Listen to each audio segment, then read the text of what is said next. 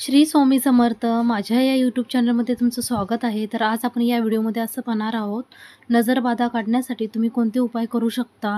होळीच्या आदल्या दिवशी तुम्हाला मंदिरामध्ये ही एक वस्तू ठेवायची आहे, त्याबद्दलही आपण जाणून घेणार आहोत. जर तुम्हाला एखाद्या व्यक्तीला सारखी जर नजर लागत असेल, तर होळीच्या दिवशी संध्याकाळी तुम्ही हा एक उपाय करू शकता. 2 बत्ताशे घ्या, थोडेसे तूप घ्या, 2 लवंग घ्या, 2 विटेची पानं घ्या, थोडीशी खडीसाखर घ्या. तुमच्या एखादा जुना कपडा असेल, त्याचा एक तुकडा घ्या. या कपड्याच्या तुकड्यावर सर्व वस्तू ठेवा.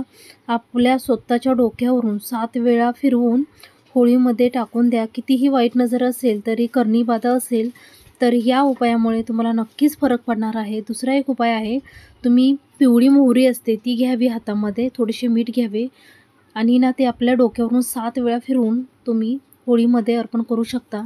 ह्या उपायामुळे तुमची नजर नक्कीच निघणार. तरी तुम्ही होळीच्या दिवशी हा एक उपाय करून बघा. तिसरा एक उपाय आहे की होळीची जी राख असते ती तुम्ही दुसऱ्या दिवशी ती राख थोडीशी घेऊन या आणि ती एखादं तावीज घ्या, त्याच्यामध्ये ती भरा आणि ती तुमच्या गळ्यामध्ये बांधावी. हे बांधल्यामुळे तुमच्या वाईट शक्तीपासून तुमचा बचाव होऊ शकतो.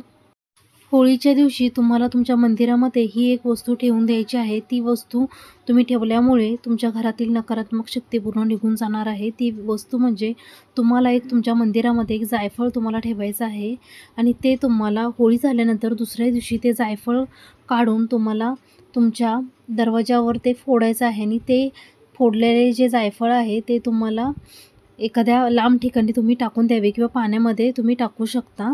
होळी खेळण्या अगोदर तुम्ही सर्वप्रथम तुम्ही ज्यांना गुरु मानता किंवा तुम्ही ज्या देवतांना मानता त्या देवतांना तुम्ही प्रथम गुलाल लावावा, त्यांच्या चरणाशी अर्पण करावा. त्यानंतर तुम्ही होळी खेळावी. हा एक महत्त्वाचा उपाय आहे, तुम्ही करून बघा. जर तुम्हाला हा माझा छोटासा व्हिडिओ आवडला असेल तर आमच्या व्हिडिओला लाईक करा, शेअर करा, सबस्क्राईब करा. धन्यवाद.